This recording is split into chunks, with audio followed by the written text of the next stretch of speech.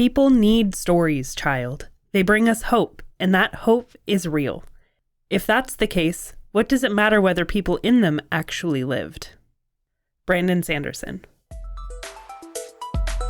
You're listening to Writing Roots, brought to you by Aspen House Publishing. Welcome to Writing Roots. I'm Lee Hull. And I'm Lee Esses. Today we're talking about some of the most iconic speeches that you will find in literature all across the world. Those speeches inevitably have one thing in common, and that is that they are inspiring hope in the characters. One of the first examples that comes to my mind for a hopeful monologue is Aragorn's speech in The Return of the King, where he is inspiring the men as they are about to go to battle against Mordor, saying that the day may come when the courage of men fails, but that's not today. We are here. We are going to do what we can to make sure that good prevails. I was talking with my brother about this episode when we were putting notes together, and his first instinct was to do the Braveheart for freedom. And that's another great example of a fantastic speech given to inspire hope in the face of insurmountable odds. And of course, some of my favorite examples are any of the Hoid stories that he tells, especially to Shallan in the Stormlight Archive, where he is trying to inspire her, trying to give her hope to get through her darkest times. And if you're looking farther back than 100 years ago, Henry V in Shakespeare's plays gives a great speech. There are a lot of really good moments where the leader is showing themselves a leader by inspiring hope in the troops.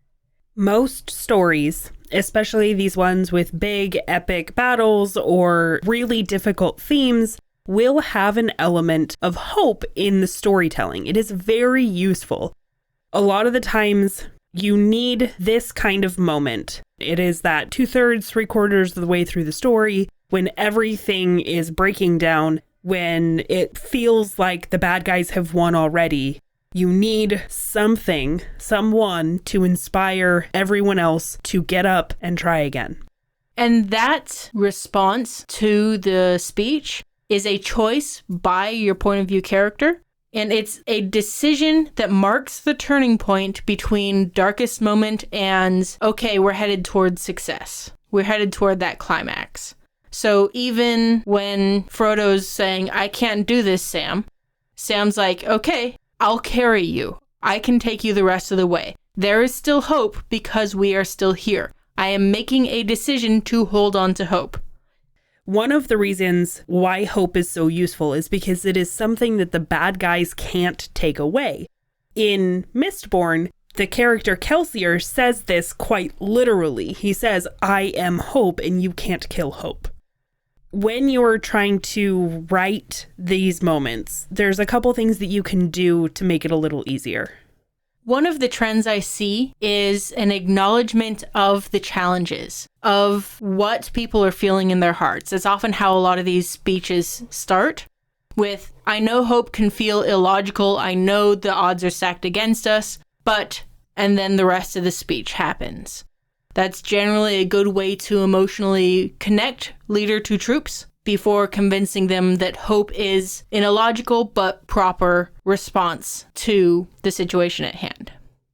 You can also call back to a moment earlier in the story, a line of dialogue or an inside joke or something that was witnessed or happened earlier that they can pull from and say, hey, look, we can hold on to this one single thing.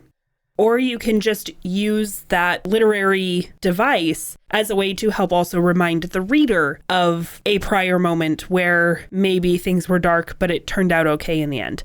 I was recently watching The Lord of the Rings, and I realized in the first movie, Aragorn, I think, says something about the courage of men or the hearts of men. I immediately was like, oh, he uses this same style of line when he's giving his grand monologue in the third movie. So it's that kind of idea, that callback to a moment where things were brighter, things were more hopeful. This is also often an opportunity to point out to the reader, as well as the people listening to the inspirational speech, that yes, we failed before, But we're doing something different this time.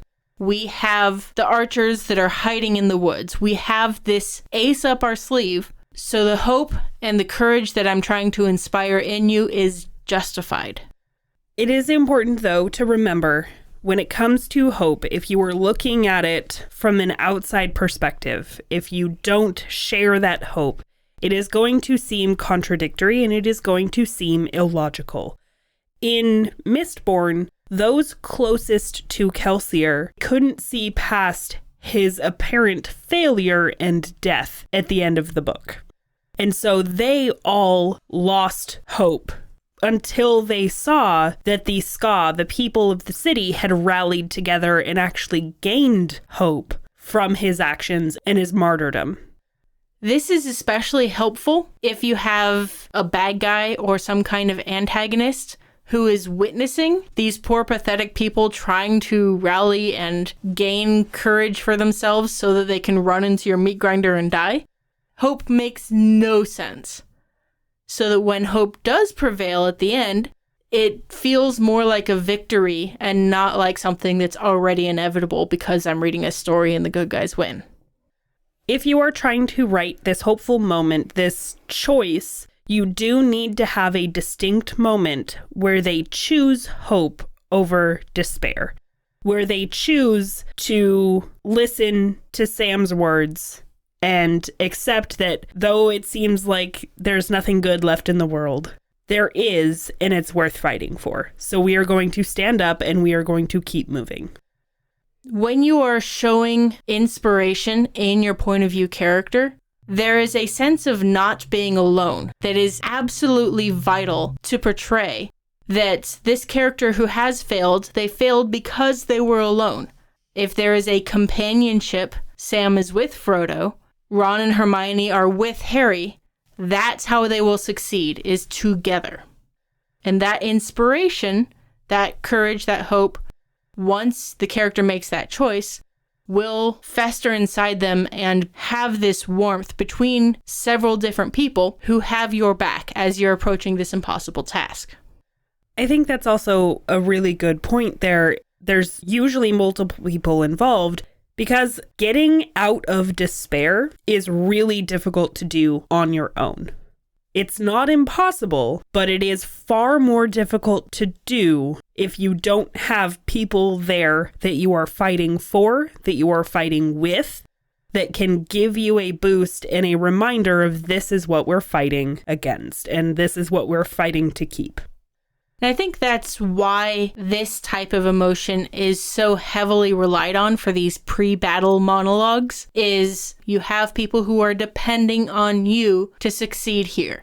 Not just the people all the way over there back at the Shire, but the people who are accomplishing this mission. We are here to help each other. For Frodo. For Frodo! And there's, I think, a lot of that repeating of key lines. This call and response is very common in these warrior tactician pre-battle monologues. So if you aren't writing it from the point of view of the character who is being inspired, one really good point of view to write it from is the person doing the inspiring. The one who is seeing the despair, the struggle, the darkness, and is fighting against it and needs to look at something better. The biggest thing you will rely on is your point of view character noticing the person who is being inspired, noticing their body language. The body language should shift visibly from the beginning to the end of the monologue. There's this eyes downcast, probably on their knees, their shoulders are rolled forward, all of this closed off body language, hanging the head. They are exhausted, they're done, and they don't have the strength to get back up. But as they are being inspired, as somebody else is talking them through it, or as they are talking through it themselves, it is very common for them to start lifting their gaze, looking up at something, especially if they are particularly religious. They want to look up and see the things that they are fighting for, to be reminded that there is light. I think that's another reason people look up. It's like, okay, there is sunshine, there is light out there, there is good still left. If it's this pre-battle monologue, then there's often a rattling of spears or swords banging their own shields, making noise and applause with whatever they're already equipped with pre-battle. Even sometimes horses will start doing the stompy, I'm energetic thing, because the energy of the place is rising. Not just the spine straightening, but everyone is getting charged up for this battle that they're all going to die in soon. They're not all going to die. Everybody except the main character is going to die in soon. Hope is an essential part of most stories. If you are dealing with that darkest moment, that despair, consider including a moment of hope, a moment of a grand speech to get people moving, to get people fighting again, to get them past where they think they've already failed, and trying one more time.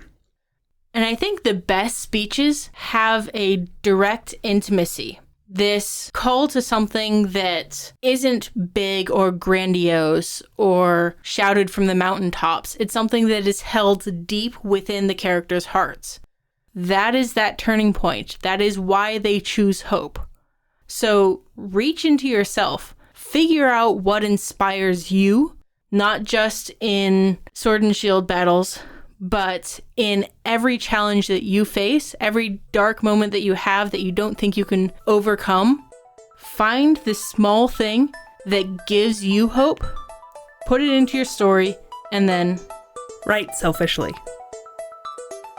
If you have a question or comment for our hosts or a topic you'd like us to cover, send us an email at writingroots@aspenhousepublishing.com or find us on Facebook by searching for Aspen House Publishing.